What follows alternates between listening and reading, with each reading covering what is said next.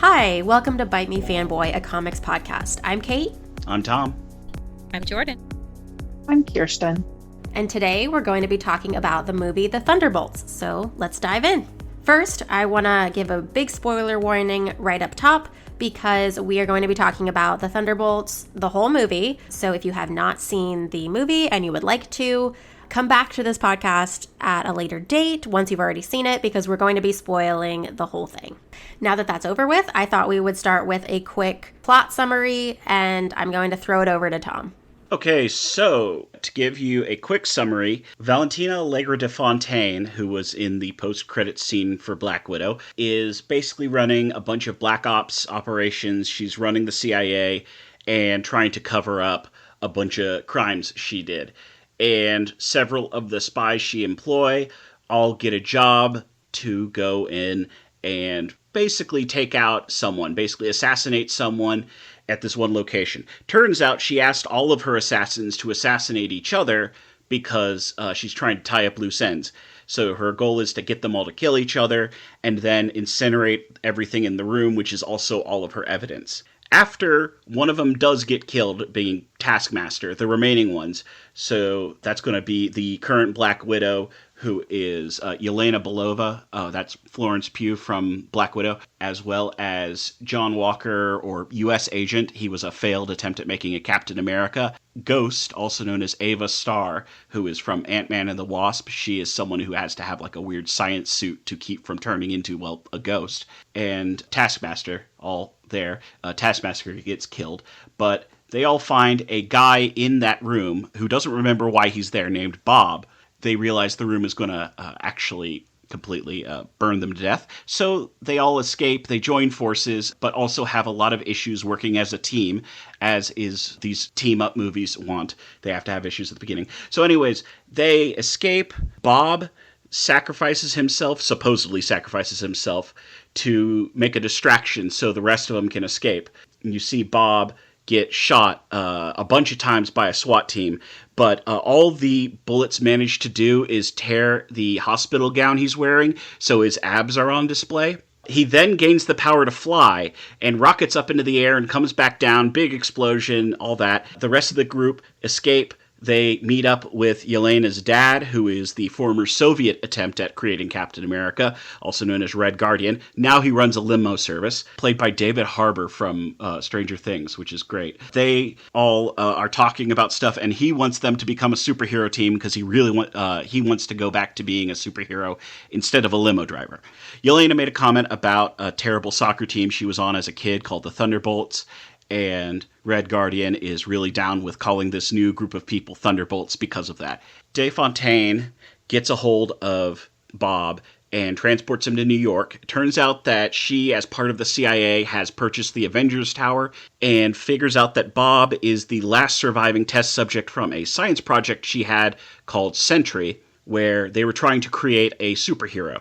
And Bob actually survived, and since he's the only guy who could have survived from this project, it probably means that the superpower stuff worked. So she's going to unveil him as a new superhero in Avengers Tower, try to co-opt the fact that Wendell Pierce, I know he's got a name, but he's Senator Wendell Pierce because I love Wendell Pierce as an actor, and Senator James Buchanan Barnes, also known as Bucky Barnes, are trying to impeach her. So she's going to do this, try to compete with that, and then everybody realizes, oh, she's going to do some bad stuff. So the new group of people who are called the Thunderbolts all go there to New York, to Avengers Tower.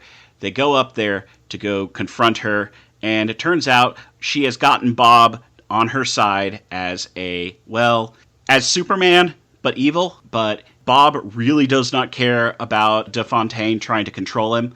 So, long story short, he beats up the Thunderbolts people, lets them leave, refuses to kill them because De Fontaine wants them all dead. And then De Fontaine tries to kill him. It doesn't work. He turns out to have super powerful things. Now, this whole movie, we've been talking to Bob and seeing what's up with his mental state.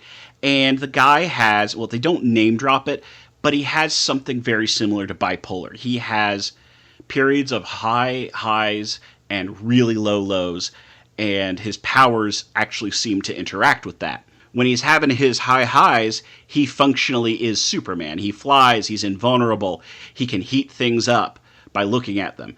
But when he's in his low lows, well, you get to see what happens when he has his low lows, because the team has its requisite everybody breaking up moment, and then all of a sudden a bunch of destruction happens from DeFontaine and Bob fighting. They save all the civilians, which is great, and then all the civilians explode. They all get turned into these weird shadows on the ground, because Bob's depressive episode powers is something called the Void, which traps people in their worst memories. And so you get trapped in this weird shadow dimension where you're stuck living your worst moments in a loop over and over again.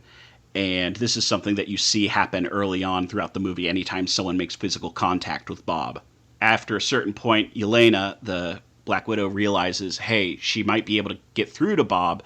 So she jumps into the void that Bob has created. She goes in, she fights through her bad memories, finds Bob, talks to him about stuff, and then the rest of the Thunderbolts come in to help Bob. They start running through Bob's worst memories until they finally get to the first time Bob had his powers manifest, where he killed the scientists who were experimenting on him. And after talking to Bob, and Bob tries to beat up his shadow self, his darker half, and turns out that beating up your darker half is actually what gives your darker half strength. So the group defeats the Void by having a group hug, and then it frees everybody from the Void. Everybody goes back to where they were when they got turned into exploded shadows.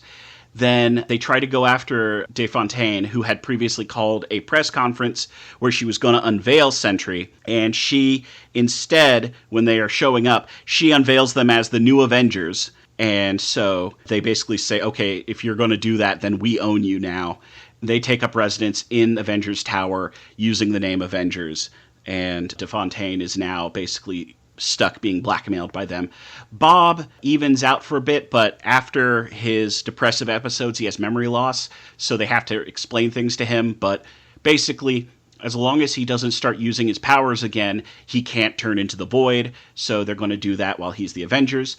And then there's a post-credit scene where this is very important, actually, for upcoming MCU things. Red Guardian is on the Wheaties box, and I believe this is definitely going to come up in the next Avengers movie. Also, the Fantastic Four show up, but that's like not nearly as important as the Wheaties box. Fantastic. Thank you for that. I want to start getting into like what we personally thought of it. So does anybody want to go first? I need to drink a glass of water. 1 second. I'll go first. I really liked it. I thought that what I didn't like was that I felt like Bucky was only there to like have a well-known character or like a name like for the Thunderbolts. And well, actually you guys would know. Is he a Thunderbolt in the comics? I don't know of Bucky being in the Thunderbolts. I think he's probably worked with them a couple times, because the Thunderbolts is a name that keeps getting used for different teams. So I guarantee you there's probably been a time the Winter Soldier worked with the Thunderbolts. Some team named Thunderbolts, but I don't know if he would have worked with this kind of group. But I think the issue was also they were making this movie the same time he was making The Apprentice. Oh, yeah. And so same thing with David Harbour doing Stranger Things, which is why Bucky and Red Guardian come in later in the movie. I think it's because that was what they had time to shoot, which is why Bucky is mostly just talking to people on his phone about what's up with Allegra DeFontaine. Yeah, you can kind of tell, because I just felt like he was kind of shoehorned in there. Mm-hmm. But I loved Yelena. I have not seen the Black Widow movie, so this was my first kind of introduction to Yelena, and I thought she was awesome. Aside from that, like, I loved the creepiness of the Dark Sentry. I thought it was like a fantastic way to address like mental health issues and depression, and I thought that the jokes were funny, and Red Guardian I thought was hilarious and was basically like me for the whole movie, just like be a team, be a family, get together. And I just thought it was great. I was very entertained. David Harbour, because of Stranger Things kind of being a thing that a lot of people know him for, David Harbour has great comedy chops. He did something which is, it's very much a love it or hate it thing, but he did a comedy short film called Frankenstein's Monster, The Monster Frankenstein. and it is, in my opinion, a great parody of like actors with huge egos and stuff like that. And I find it really funny, and so I'm glad that when he's doing Red Guardian, he gets to do funny stuff because he has a lot of strength for that. So I definitely am with you on that. He does, like, he surprised me because, like, his comedic timing, like you said, was pretty great. And I wasn't expecting it. Yeah, and to make a very long story short, I really did not like Captain America Brave New World. I absolutely hated it. I would say I actually hated it. It's not a good movie, and there are parts of it that just genuinely made me angry to watch. Not in a weird fanboy thing, but in a, wow, I really think this is poorly done. And the fact that I got to see another movie where actually it seemed to have people who were interacting with each other on screen that were on a set together, and we're actually seeing actors get to do their acting, which is so much nicer than some stuff, I'll just say, from that movie. Yeah, I loved being able to see these characters and see the actors actually doing stuff. And it's also really nice that for once the finale of the movie is an action sequence that involves people basically jumping from room to room and not a big blue sky beam, because that's I don't know what you're referring to. so many superhero movies. Like, I guess there's a sale at the special effects factory that makes sky beams. So you've had Avengers where they had the big old blue beam that opened the portal. You had the Fantastic Four movie from a while ago, but with Josh Trank, they had a big blue sky beam. That happens in the Justice League stuff too. Just like, it's always, oh yeah, there's this big glowing beacon that everybody needs to go fight. I swear it happens in X-Men Apocalypse. It's just something that, like, you see it and you're just like, oh, okay, it's going to be that. And I'm going to be honest, I'm also a sucker for the villain being defeated by the heroes ideologically. Like, I would prefer that every day other than the villain being punched out. Like, I will always remember, watching the first Iron Man movie. I was a teenager, and the bad guy is defeated because he stole Tony's idea and didn't have the experience to recognize and the know-how to recognize that his flying suit would ice up. And Tony had to figure out how to deal with that. And so Tony, because he's actually doing this being smart, he was able to, survive the fight. But the other guy, Jeff Bridges, just crashes and burns because he stole Tony's tech without understanding it. And I love that sort of ideological victory. I think we might have to watch Captain America Brave New World as like a hate watch. Well, let's just let the record show that was your idea. Okay, I'm fine with that. Nobody can blame me for that. You do have to watch Black Widow, though. Yes, Kate does have to watch Black Widow. But yeah, Jordan and Kirsten, how did you feel about the movie? I enjoyed it. Yelena and Valentina were my two favorites. Because I love a smart villain who is like, I have backup plans for my backup plans. I have an idea of how to get everything done, and then when something goes sideways, I have a backup plan for that, and I'm going to just like go ahead and do it. I love the part at the end where where the Thunderbolts think, okay, we've already done this, let's just go on, and then suddenly they're confronted with Valentina just showing them off as a new team when they're going after her because they can no longer like get to her since there are all the cameras on her. I'm like, You liked that? I did. I loved it. I thought it was so smart. Because she basically baited them through that little area. And then they're like, oh, we're stuck now. I loved Yelena and Bob's interactions the entire movie. Like, the second he pops up, everyone else is ready to, like, just go, okay, he's useless. We're just going to kill him and leave him there. And Yelena's like, nope, you stay with me. We're fine. We're going to get you out of here. I don't know who you are, but that's fine. Yeah. She just found a little duckling. And like throughout the entire movie, it's just he's kind of like off in a corner, and she'll like look around and go, okay, he's not with us anymore. Where is he? Yeah, she was almost kind of like maternal towards him, but then also like a big sister and then a friend. Like, their bond was really interesting. Especially, so before he realizes he has powers, he's trying to be helpful and like come up with ideas with everyone else, and he's trying to like convince everyone that he can fight too. And Elena's just like, that's cute, stay behind me.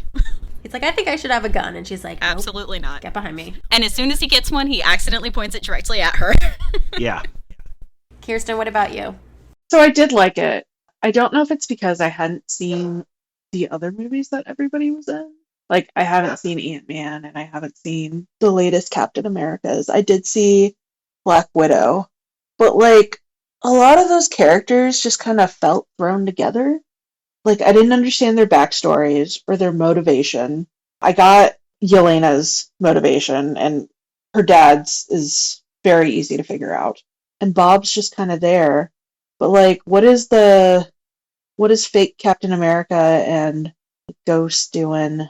You know, I don't get it. Like, you guys don't have to stay there. Fake Captain America, that is, I think his story is a little bit more explained in Falcon and the Winter Soldier, Yeah. which is like it's a TV series on Disney Plus, and it kind of like, I think that's when it introduces John Walker. Yeah, that he is one of the antagonists of that show. He's a guy who they send out as the new Captain America, and the guy clearly does not understand how to handle pressure. And I believe he ends up killing a lot of civilians through collateral damage. And after all of that, he ends up getting basically forcibly fired from being Captain America, and that's why Sam Wilson takes over. Yeah, he's not a great character. Every time I see him on, especially like in the Thunderbolts, I'm like, are we going to kill him off now, please? He annoys me. He has a very punchable face. Just, I'm sure the actor's a fantastic person. Nothing against the actor. The character, I want to murder. Yeah, he's not great, especially when you meet him in Falcon and the Winter Soldier, because like he almost murders like Sam Wilson and Bucky. And so I feel like them trying to give him a redemption arc is definitely going to be challenging for them. He's, especially in this movie though, when it shows like one of his like bad memories or whatever, I'm like, I don't want him redeemed. I'm fine with him just not being redeemed and going, he's a villain, we're just going to get rid of him at some point. And his costume bothers me, and I know that's on purpose. I know like the angles and like how badly it fits and everything is on purpose. It still bothers me. So while the actor is a Nepo baby, he is Kurt Russell's son. I do like him in stuff. So he's a good actor. They have set him up to be a character whose entire point is he is not as good as another character. Because the whole point of U.S. Agent is he is a failed attempt to measure up to be Captain America.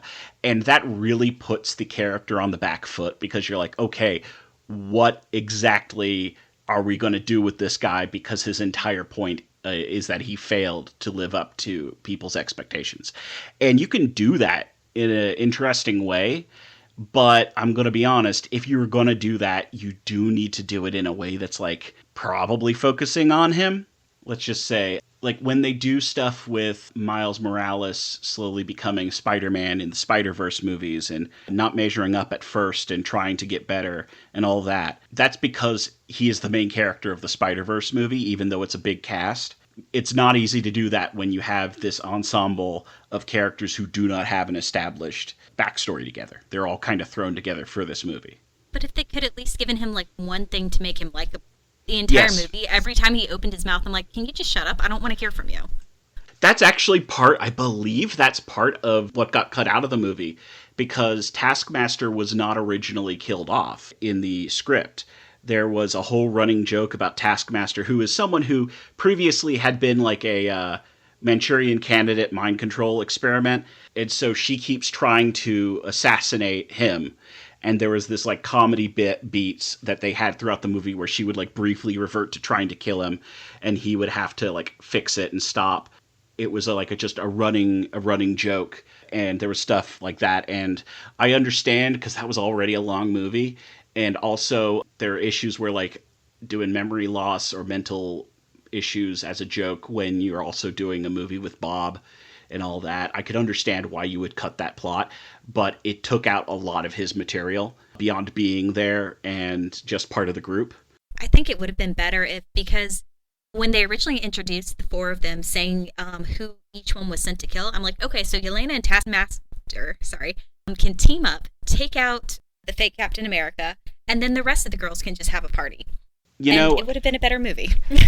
As much as I like Wyatt Russell, and I think I would love to see him do a good job as U.S. Agent, but the fact that Taskmaster and Red Guardian and Yelena are all on a team together, because they're all from Black Widow. They're all from the Black Widow movie. I maintain this is basically Black Widow 2. And, it probably would have been more fun if they had Black Widow 2. Especially because you would have had the symbolism of, like, because she was on a Pee Wee girls soccer team. And in which case it's a team of these female superheroes with one of their dads driving them to and from things. And I love that image of them being like, it's the Pee Wee soccer team, but for superheroes. I love that image.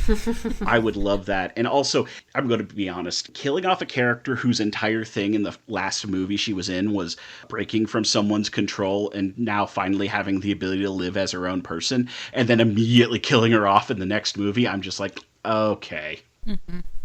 And the entire time, especially when they're shown, like, how Yelena is feeling disconnected, I'm like, her entire thing in Black Widow was she wanted to have a dog. I'm like, where's her dog? I want her dog to tag along. Yeah. Have Alexi show up in the limousine with her dog in, like, the passenger seat and go, hey, we're here to pick you up. Maybe that's why she adopts Bob. Yeah. Yeah, Bob is their dog by the end. But yeah, it's very different from what the comics are. Because in the comics, there are so many different teams called Thunderbolts. And I say that, and somebody will say, these are all from, like, the same series about the same team. But, like, it's the members of the team are constantly shifting in and out. Because the fact is that Thunderbolts originally, this is way back in the original Thunderbolts comic, there was a series. Let me give you the short version. In the series, there was a huge comic book event. A bunch of superheroes got killed off. Long story short, a new superhero team shows up. There are a bunch of people who no one's ever heard of before. And they're like, yes, we're here to save the day. And at the end of the first issue, you find out that the team is actually a bunch of supervillains who are undercover as heroes. They're led by Baron Zemo, Daniel Bruhl from the MCU. I loved him. I was going to say, yeah. Also, in the comics, Zemo is not a terrorist guy. He's he's straight up a Nazi. Oh, never He's mind. a surviving Nazi from World War II. That is why I think that's also why they didn't go with that for the plot, for a reason. Jeez. But yeah, no, Baron Zemo is undercover pretending to be a superhero called Citizen V, who was previously like another superhero who was a good guy, but he's like the current Citizen V in that comic, where he's pretending to be like, you literally have a Nazi pretending to be a Captain America type figure. If you look up Citizen V, you'll look at it and you're like, oh, that's a Captain America, but like themed after a knight. Anyways, some of the superheroes actually do want to break good and stay superheroes. Some of them straight up go back to being villains. But it was a very compelling series originally. The thing is, you can't really do that trick twice. So after that, Thunderbolts kind of became Suicide Squad, but for Marvel, where you had these supervillains who are getting their sentences lessened by doing superheroics. And yeah, it's the same plot as Suicide Squad. That's where you get a lot of like what people think of as Thunderbolts. But there have been multiple versions of it. There is literally a Thunderbolts series that started in 2023 that involves Winter Soldier and Valentina Allegra de Fontaine. So they probably wrote that comic to be in conjunction with the movie. So that's how the Thunderbolts got Winter Soldier on their team. But Valentina Allegra de Fontaine is complicated as a character. So she is sometimes a deep cover spy for S.H.I.E.L.D., who is also Nick Fury's love interest. Oh. And she is like the daughter of Italian nobility. But the thing is that sometimes she's working for the good guys, sometimes she's working for the bad guys. There was a storyline where I think it was implied she and Nick Fury slept together, but even though it's not stated and it's not shown and none of that, there was a whole to do with the comics code, because people were like, I think we can get the implication, and that at some point these two people slept together, which is very goofy to me. And then there is a complicated storyline. It was clearly made kind of with... There is a thing that the Marvel comics do, which is when the MCU is doing a movie, if the Marvel writers know about it, they will like lay track in the comics to make the comic status quo fit whatever movie they're trying to advertise. And I don't know if this was meant to coincide with things because it was like about 4 years before Captain America Winter Soldier came out. But there was a comic series where it was revealed that S.H.I.E.L.D. was infiltrated by Hydra with lots and lots of deep cover Hydra agents pretending to be S.H.I.E.L.D. And this was a plot that was later used in Captain America Winter Soldier. I don't know if they were adapting that story or the comics were literally trying to do an event that, like, because they knew that was going to happen in the MCU. I cannot speak to that. You'd have to ask the writers. But the big reveal in that storyline is that Valentina is Madame Hydra, who is the head of Hydra, and also was working for another separate terrorist group called Leviathan. And all I know is I'm not the most expert on the S.H.I.E.L.D. storylines and stuff, but I know there are a lot of ripples anytime you retcon a Marvel character as being part of Hydra, because Hydra started out as being like a evil Nazi spy organization in the comics. And so I really don't like it when Hydra gets used as like, yes, here are our new villains of the week. A fictional member of a real world group who killed a shit ton of people in life. That's like, it's like if all of a sudden you just were like, yeah, we're going to have members of the Khmer Rouge as part of the villains for this new Spider-Man story. It's just like, no. There's so many other terrorist groups that Marvel has, or evil spy organizations. You do not need to use Hydra for everything, especially not for secretly revealing your character has actually been like the leader of a Nazi organization. So is that what the movies are doing, or do you know? Or I don't think they made her a Hydra person.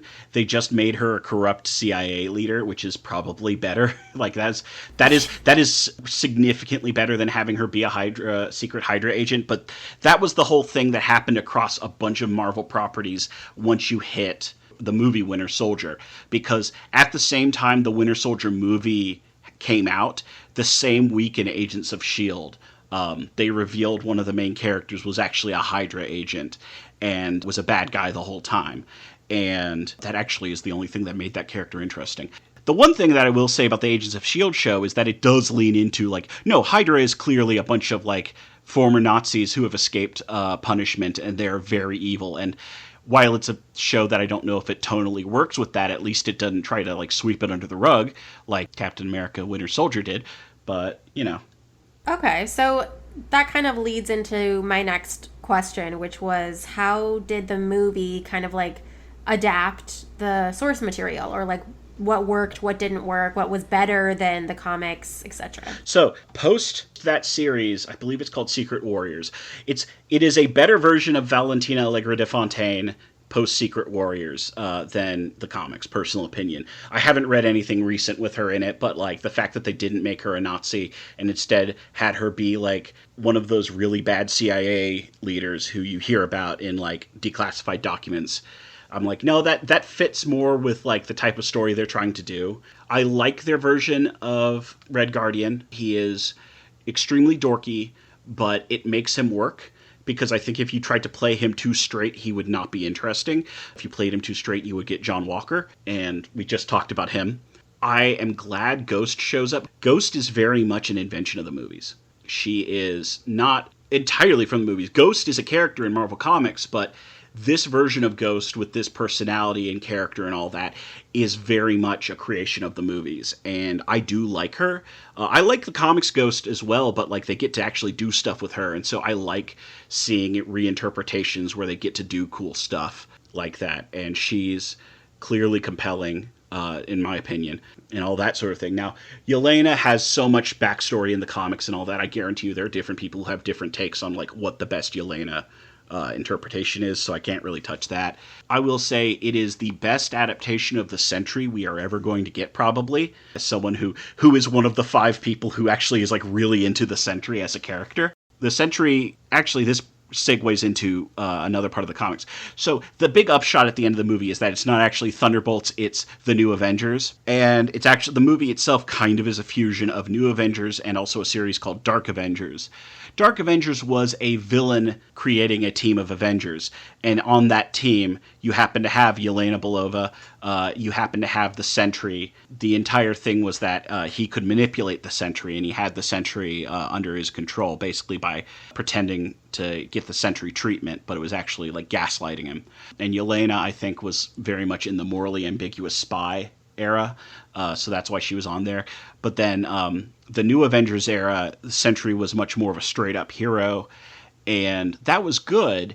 The thing is that a lot of people really kind of got burned out on the Sentry because he was so powerful. You know, it's literally having Superman on a team, and unless you've got a good writer who knows how to write that, he's going to get boring very quickly. But my first interaction with Sentry was the original Sentry series, and I found that series so good and compelling.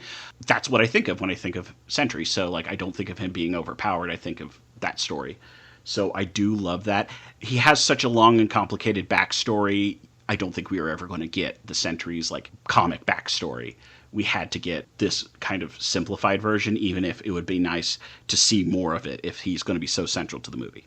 Yeah, I think that he was a really good villain and somebody that I was actually quite surprised at, which I think was the point. Like, you know, I thought he was there for comic relief at first, and then all of a sudden he was like the big bad. Yeah. Which, I mean, I guess you saw coming, and like I'm probably Jordan too, but I don't know, it did surprise me because I was like, oh, maybe he's going to be like team up with them, and then no, he had an even bigger role, which all of it surprised me. Yeah, it's the thing I will say, this movie does spoil the big twist of the original Sentry comic, because the original Sentry comic, it is all about this guy who wakes up. He has memory issues, and he wakes up, remembers that he used to be a superhero, but the thing that he remembers is that his nemesis is coming back, and he needs to stop his nemesis from taking over, and his nemesis is called the Void. And again, this movie spoils it, but the Void is him. Like, the Void is an aspect of his own powers and his own personality, and what he is remembering the Void because he's remembering having powers. So the movie doesn't really try to hide that, and the movie doesn't really try to put it under a bushel, because the comic has a lot of misdirection in it. I think that it's a different version of telling the story, but I do think it worked out, especially if it surprised you. Like, I like hearing people's reactions, especially if they aren't someone who's super familiar with the source material, because, like, you know, source material can, like, play... It's a shortcut for a lot of comic fans. Tom and I were lucky enough to talk to Paul Jenkins, who actually created Sentry during Free Comic Book Day. And he said that he was very happy with how they portrayed Sentry in Thunderbolts. The actor playing him literally was, like, going up to Paul Jenkins asking him if he did it right. And that's so sweet, and also probably the most Bob thing possible. Kirsten, what did you think of the Sentry? Like, the Sentry as a hero wasn't... I didn't really like him. The Sentry is like Bob, and then the Void was more interesting. I like the idea that, like, Bob is too OP, that they have to, like, babysit him so he doesn't try and destroy everything again. Like, I think that makes him, like, so much better than Superman. Yes. Superman, I love Superman as a character, but you gotta know how to write him. Otherwise, he is not interesting.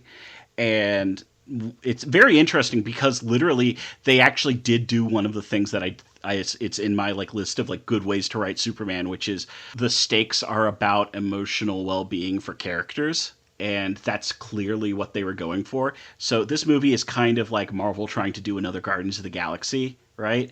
With the team that's a bunch of awkward, unlikely people who join up together, and it's, you know, lots of humor, one-liners, all that. Guardians of the Galaxy was directed by James Gunn, and now James Gunn left to go to DC, and he's directing a Superman movie that comes out a month after Thunderbolts, and the Thunderbolts movie happens to be a Guardians of the Galaxy-alike movie with an evil Superman in it.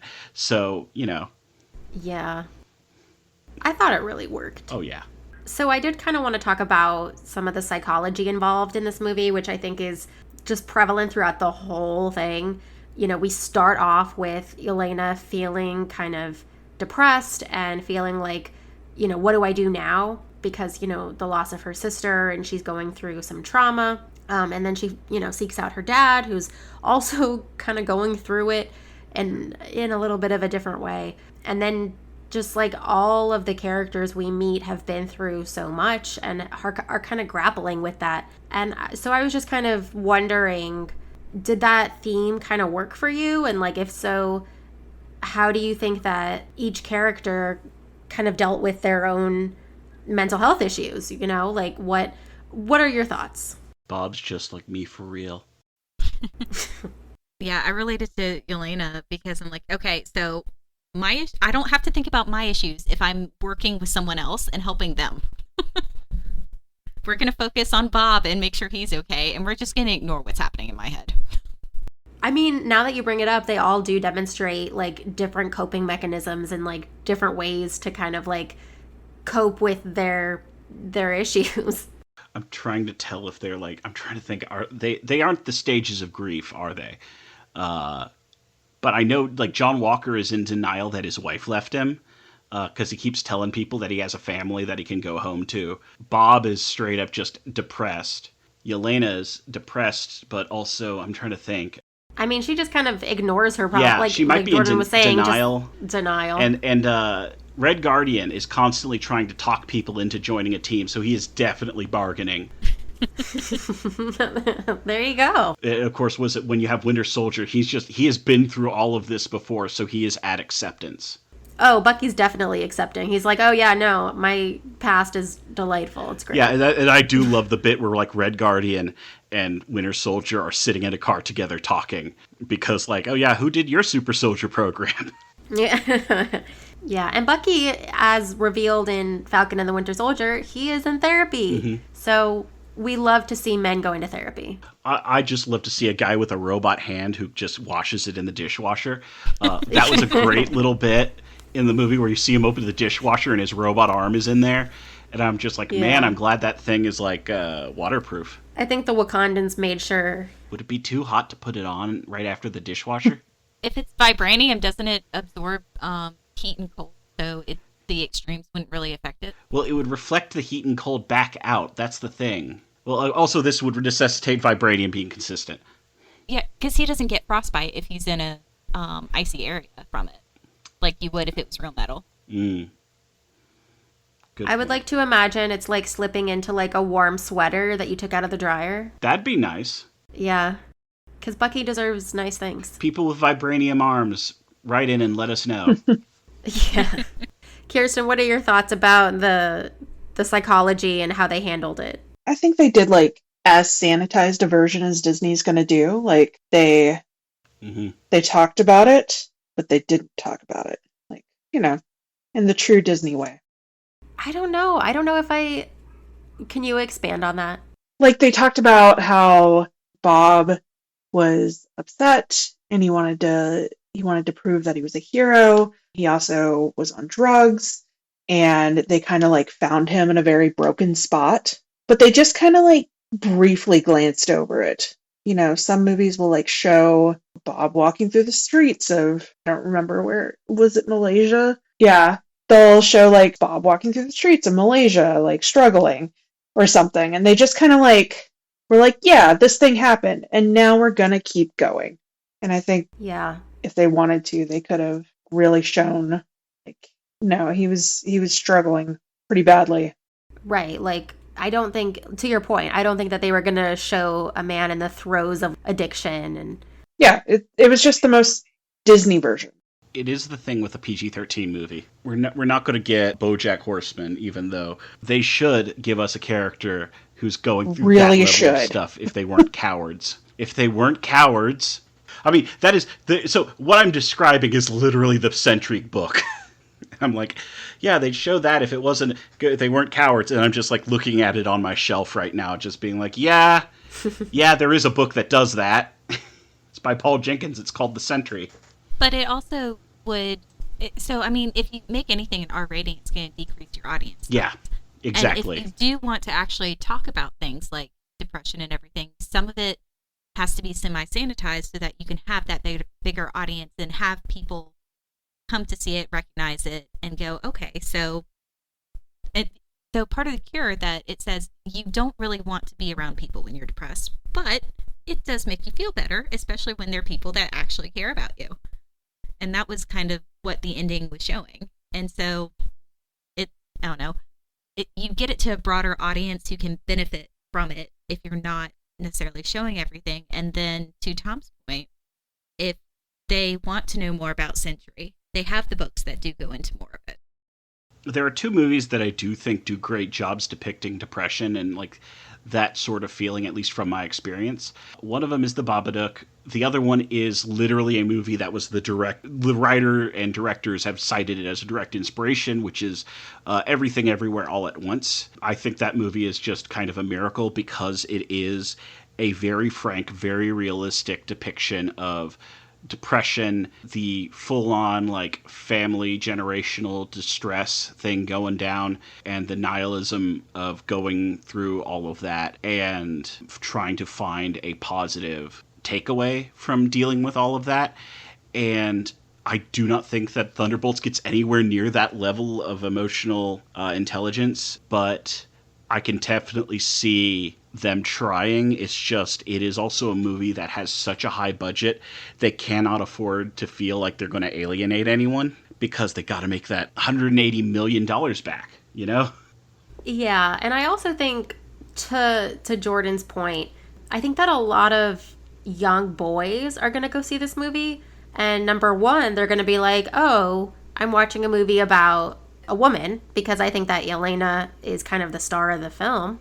And then number two, they might kind of be able to identify with somebody in the cast and be like, oh, if they're young and like they're not aware of like the words that they can use, like for example, like schizophrenia or bipolar or depressed or like whatever, they can kind of point to a character and be like, I feel like Yelena, or like I feel like Bob, you know, and that can kind of be a way to get them into maybe a situation where they can get some help, or, you know, that their parents can kind of keep an eye on them and be like, okay, well, like we saw this movie together and, you know, Bob was going through some stuff and like, let me just make sure my kid is okay. And like, we can kind of check in with each other. And, you know, it's kind of a way to give them a voice and like give them a little bit of representation to say like, okay, I feel like this character, what they said kind of resonated with me. Like, I think it's a tool, right? Yeah. Like it's a way to reach people without being like, hey, so you're depressed and like you have depression and like let's go to the doctor, and like it's just kind of a way to gently reach out to them and be like, hey, so if you feel like this, maybe you should, you know, reach out and talk to someone. I think that's a very constructive like approach to the movie. I think it's a very constructive and approach. You know, just I think that's what the filmmakers were intending, and I think you definitely got what the filmmakers were going for. I mean, I just think that being in the field, like being in psychology, we have an issue with, unfortunately, it's still stigmatized, and like it got better. Like it certainly has gotten better with like more people talking about therapy and mental health issues and mental illness. But I do think that, especially with younger men, well, actually just men in general, no offense, Tom, because older men also are very reluctant to go to therapy. But yeah, I think that anything that can kind of reach out to men, you know, we're hearing now about like the male loneliness epidemic, and like we're trying to like address all of these problems that are kind of cropping up with men. And I think that having this kind of like traditional media, right? Like superhero movies are unfortunately still kind of like, oh, that's like a boys genre. That's like men and boys like to go to those movies. Well, now like, bam, we're going to hit you with, not only are you watching a movie about like a female superhero, you're also going to be learning about your feelings. That's a good way of describing it. It's kind of a this is secretly a movie about feelings. We've snuck it in there. It's peanut. It's feeding your dog peanut butter to get them to take their meds. Exactly.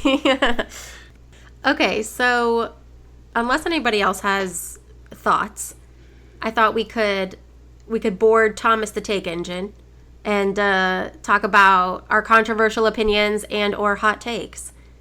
Okay, how did you feel about Senator Bucky? Because I have a hot take about him. Because I feel like is it me? Did it come out of nowhere? Like the fact that he wants to be like a U.S. senator? I can't remember if that was in Brave New World or not.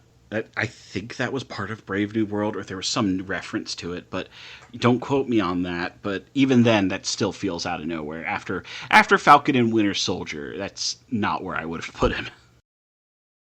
So, okay, it's not a comics storyline. I mean, there have been various times superheroes have become politicians and stuff. I am not as aware of ones where it was good, but I think that was straight up something that they wanted to do for the movie. And I think it's because it puts Bucky in with Washington. I can see why, like, story-wise, they needed to get Bucky in Washington. Like, I understand that.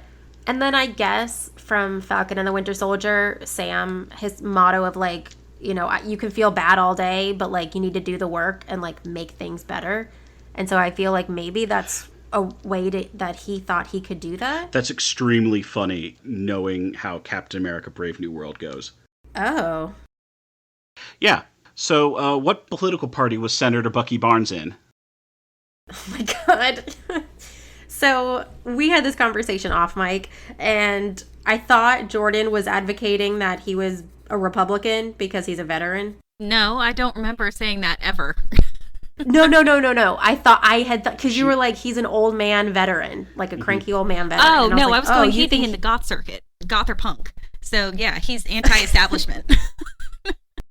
Yeah, I thought you were, for some reason, like, my mind was like, oh, old man veterans, like, he would be a Republican. I don't think so, maybe. But then you were like, oh, no. Like, he'd be, like, the antithesis of that. Yeah, well, one of the things is that knowing who he was in the 30s, a friend of mine who was much more involved in the Avengers fandom back when the Phase 1 movies were coming out, did a very good and well, at least in my opinion, well argued statement about how Steve and Bucky probably would have been FDR Democrats because of the era they grew up in.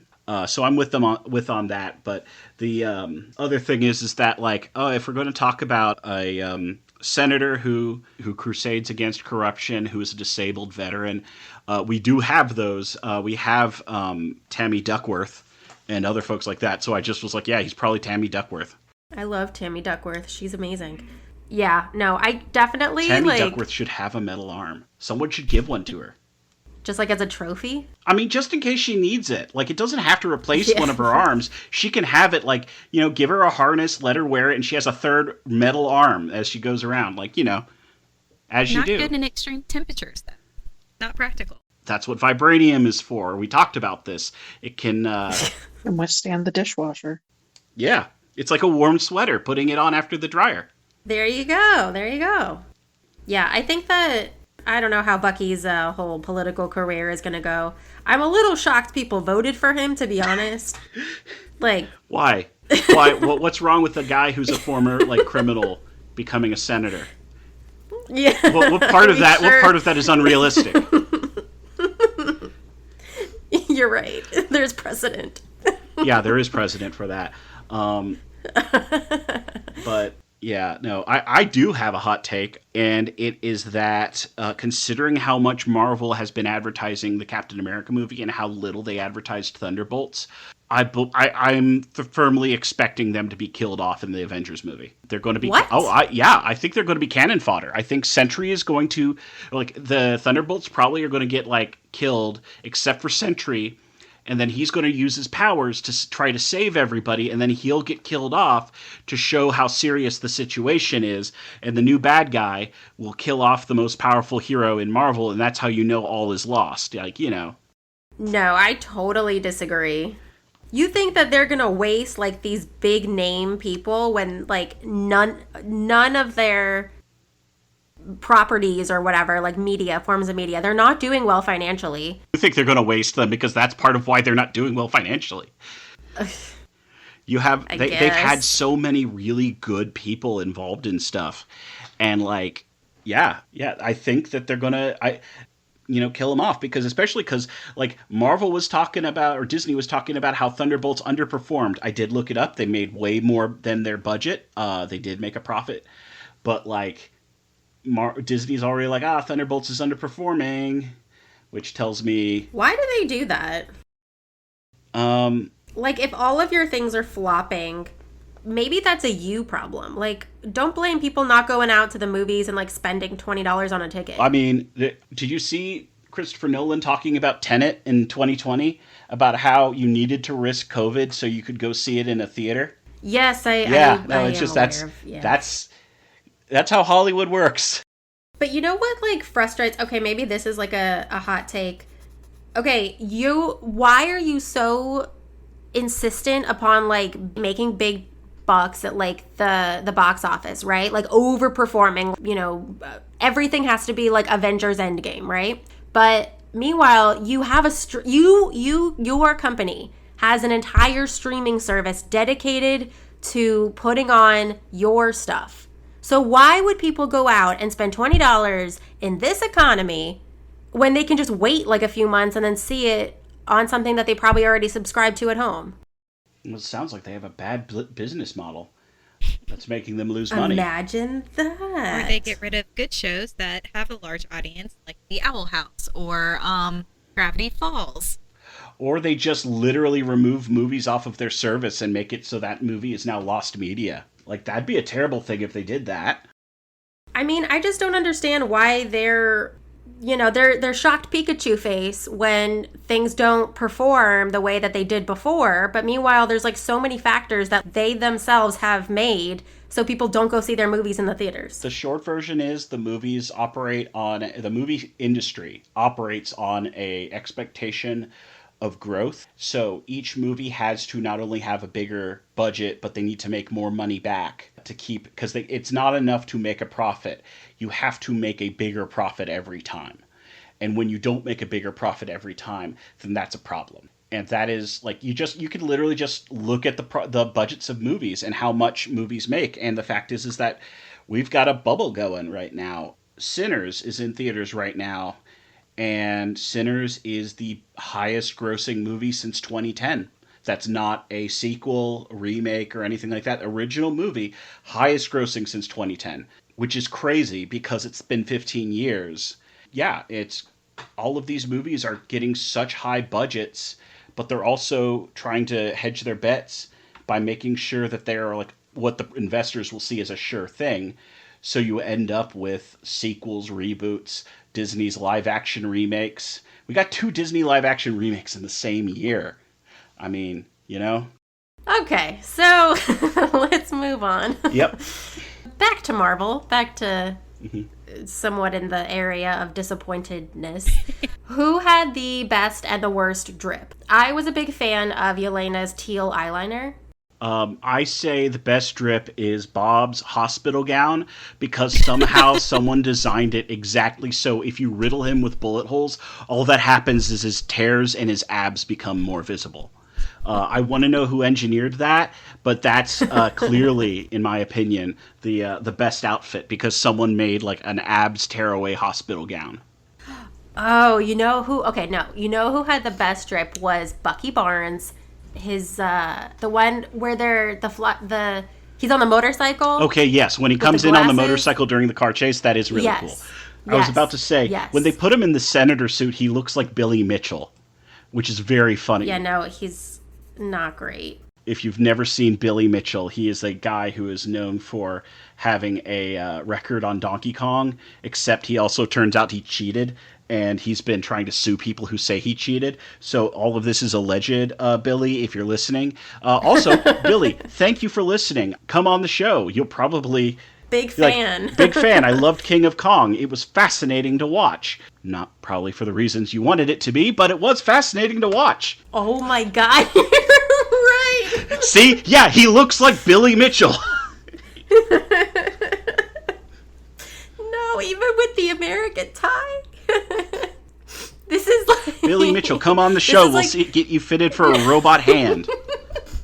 This is like if Bucky, like alternate dimension Bucky, if he never was the Winter Soldier. If Bucky sold barbecue sauce. If Bucky was a Republican. Okay. He's singing. You can't not look at that guy and not laugh. Okay. Any other cool outfits or makeup or hair that we want to talk about? I like that Sentry looks garish. He's not supposed to feel comfortable in that suit and how he looks. And they took the Sentry suit, which is a suit that would be very hard to do as live action, and they leaned into making his suit look not right. Like it looks like a really good cosplay, but it doesn't feel right for the movie, and I think that's a very good, clever idea. The symbol is just a little too big, and the placement is just a little off. Hmm. And the fact that they dyed his hair, I'm like, that just, I don't know, that felt mean to me. Yeah, Yeah, that's interesting that we could bring up. His brunette hair was not like fitting for like the ultimate superhero. Well, why is that? He's supposed to be the golden boy. That's why he's all in yellow and gold. it's a marketing thing of like, ah, yes, you pull better if you were blonde. That's super weird. I feel like they're all just chasing Steve Rogers like ethos. Yes, that's literally that. No, that was the thing. They name dropped Steve Rogers when they talk about making the Sentry. They said a scientist in the movie straight up says, "You try to give this power to Steve Rogers, you get Captain America. You give it to a guy who's this unstable, and what are we gonna get? And that's what you get." Well, I just even mean like like physical attributes as well, because like look at John Walker. He's like blonde hair, blue eyed too, right? Right. Oh, yeah. And so that's why the difference in his costume, it's all like bulky, hard lines versus if you watch Chris Evans, and especially even how he moves versus how Chris Evans moves, because Chris Evans trained as a dancer. They're very different in how they walk across the screen and how they approach things in movement wise. So it's a very different character, even just watching them, not even listening to them speak and their different views and everything.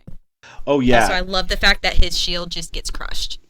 It makes me happy. I'm like, Yeah, yep, his you're fake useless. his fake Captain America shield gets bent into a taco Yeah. because it's not the real Captain America shield. It's just like a literal metal shield he has. Yeah, there is a visual iconography the MCU uses that is very much like we are referencing Steve Rogers. If you watched Jessica Jones, there is a guy who looks like Steve Rogers. He dresses like Steve Rogers. He has the hair. He looks all of that way. And he is inspired by another character who is explicitly someone's attempt at creating another Captain America, and it went horribly wrong. Like, John Walker is not a good person, but this guy, Nuke, is horrifying. And like, that's the whole thing, is they surreptitiously are like, yeah, this guy is Captain America, but he's a little off. And by the end of the first season, you're like, oh, this guy is not a safe person to be around. But he's trying to present himself as like a Captain America type. And I think in sometimes it's an intentional thing, but you're right. I do think that, I mean, the MCU is looking for its new Avengers. And that's why they like yes, they're referencing the comic, but they're trying to make a new Avengers. Yeah. But this time with two women. Maybe they'll even talk to each other. Did they talk to each other? Yeah, I think Ghost and Yelena talk. At some point, they snip at each other. But they're not talking to each other about one of the guys on the team. Okay. Baby steps. Huh? The bar is so low. Someone pick it up. I think it's fallen. The bar is in hell. It's fine. It's on fire. It truly. Okay, and John. Then I somebody guess send John down. He's already there. Someone send him to pick up the bar. We don't need to give him a ladder or rope to come back. He can stay there. Yeah, just throw it up. just throw it up to us. You stay. Because he'll let the rest of the team just drop down into a hole. Yeah, While that he is saves a himself. action sequence where he tries to save himself, and he tries. Oh my God, we're gonna talk about this. Yeah. We're gonna talk about this. Okay, when we went to go see this together, there was a debate between me and Jordan because I thought John did the right thing by being like, I'm gonna be the one to like grab the top because I'm the only one that has the super strength to pull us all up. And Jordan was like, no, he is not the right one to do that. Well, even if he was, how he did it, he didn't communicate to anyone. He just let them fall. So if he... But he was, okay, he was trying to communicate. They were all arguing and then people just like fell. People didn't just fall. He used them as leverage to push himself up and let them deal with the consequences. Just like Yelena was saying, this is what you're probably going to do. And then he did it. The two sides you guys have chosen are what I would picture the exact opposite for the both of you. You're kind of, yeah, you're right. Well, okay, so my issue and like my biggest issue is people not communicating. And that's my issue in this scene. Because he knew, so okay, to Kate's point, he knew that probably Ghost Yelena had ways to prevent them from falling all the way down. He was willing to let Bob die, which annoyed me. But you don't think that, okay, he saw that Yelena was like, oh, we have like a special connection with Bob. Like, he knew that Yelena would not have let him die. So, okay. And I don't know if it's just me hating the character so much. I don't know that he thought that far ahead. I don't know that he cared enough to think that far ahead. I think he was going, okay, well, maybe one or two of them will also catch on. I honestly think the only reason he pulled them up is because Yelena was attached to him. I think if no one had attached themselves to him, he would have let them all fall and just saved himself. Wow. I don't agree. Maybe this is like our personal opinions about humanity. Like, I think he would have helped them. I don't think it's humanity as a whole. I think if Yelena was the first one up, she wouldn't have let anyone else fall. Because at that point, she realized she wasn't going to let Bob die. And she realized she could use the other two, and Ghost had the opportunity to leave them and had realized that actually she needed them to escape. So I think Yelena would have realized I probably at least need these guys to get out of here. They're not immediately going to turn on me. I guess let's set up the scene. They're all doing like this, what is that called? Like a kind of like a spider crawl with their backs to each other and like their feet on the wall. They're doing the thing from Emperor's New Groove that Kuzco and Pacha do to stop falling over the waterfall. Or not the waterfall, the cliffside. Sure. I don't know the technical term for it, but sure. The Kuzco and Pacha They're doing maneuver. the Kuzco and Pacha. So they're all doing that, and then they're all kind of like bickering, like, how are we going to get to this ledge kind of like a little bit above us, because we're all like physically, they cannot just like unattach from each other. And so John Walker was like, didn't he say like, I'm the only one with the strength to pull everybody up? I didn't hear the strength part. I heard, I'll get up there and pull y'all up. And I was immediately with Ghost and Yelena going, absolutely not. You're going to let us fall. And it's like, Yelena had rope. He knew that she had rope. All he had to say was, okay, push me, attach us together so that when I push up and grab it, even if the rest of you fall, you're not falling all the way down. I have a rope attached to me, so I have to pull y'all up, or it's going to be harder to cut it. Kirsten and Tom, did he mention anything about, like, I have the strength to, like, pull us all up? I do not remember. I think it is entirely possible he said something about the strength to pull people up. What I would say is that the first act of that movie involves everyone kind of being in a prisoner's dilemma situation. Ghost could escape and everybody else could die. Walker could have let everybody else fall. And thematically, they are not working together as a team. They are all trying to survive. And Yelena is the one who first starts getting the inkling of we can work together. And I think the first part of them finally congealing as a team is the nature of them being presented with these prisoner dilemma choices and having that temptation to be selfish. And I think the ambiguity of Walker's situation might be like the tipping point of like, oh, is this going to work or is this not going to work? Because it's after that they have the scene where they try to work together and then something goes wrong and it sabotages their plan. And so then they get mad at each other because this time they actually all did follow a plan. The plan didn't work. So I think it's thematically there to like make their congealing as a team thing work as like you see the steps. I don't know in universe what it would be, but I think that's what it is as like a writing tool. Tom. Yeah? Answer the question. I agree with you. Who was right? Yes.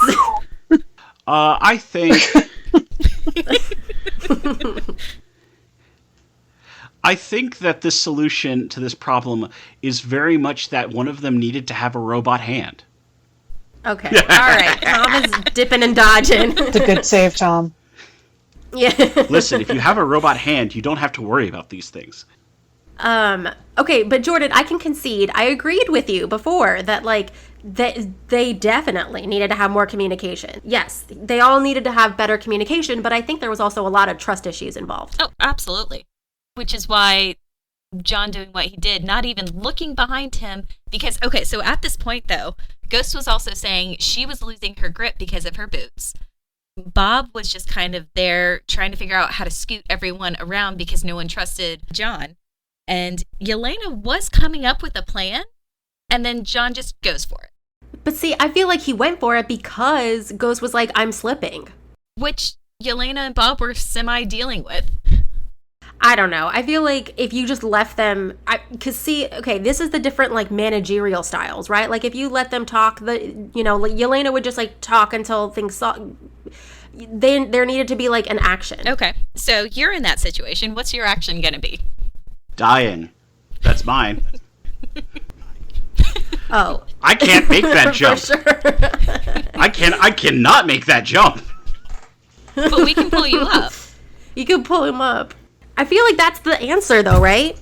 Like that's the whole point is like, okay, we have to trust each other because otherwise we're just gonna die. And John would be the only one with the serum, right? The super strength. And so him and Yelena would have to work together like you had said previously, where she wraps them all up or something because she has rope or somebody has rope. Mm-hmm. And then they kind of hang there while he pulls them all up. Yeah, it's the trust but verify. So as they were arguing, Yelena, as they were arguing, should have been tying everyone together. Honestly, they should have tied everyone together at the very beginning. That's true. I think this is a job for Spider-Man. You know what? He would have been great to have in that situation. Okay. Well, anybody have any last thoughts before we wrap up? Did we want to go over our BuzzFeed results? Oh my gosh. I forgot. Yeah. So, before we went to go see the Thunderbolts, we took a BuzzFeed quiz that said, which Thunderbolt character are you? And before we saw the Thunderbolts, I got Bucky. Jordan got Bucky as well. Kirsten got Bob. And Tom, who'd you I got Valentina Allegra de Fontaine, and I'm still mad about it. Hey! Then we saw the movie. We all had little issues with, like, our BuzzFeed choices. So we were like, you know what? Since we've seen the movie, let's just, like, do it again. And after. We took it again, right before we started recording. I got too many to name. I got so many. Jordan, who did you get? You got Allegra? No, so I got Bucky on the original quiz we did, and then we found a second quiz. And then I got Valentina. Oh, that's right. Yeah, the second quiz was the one that I took originally. I mistook it for the one that y'all were taking.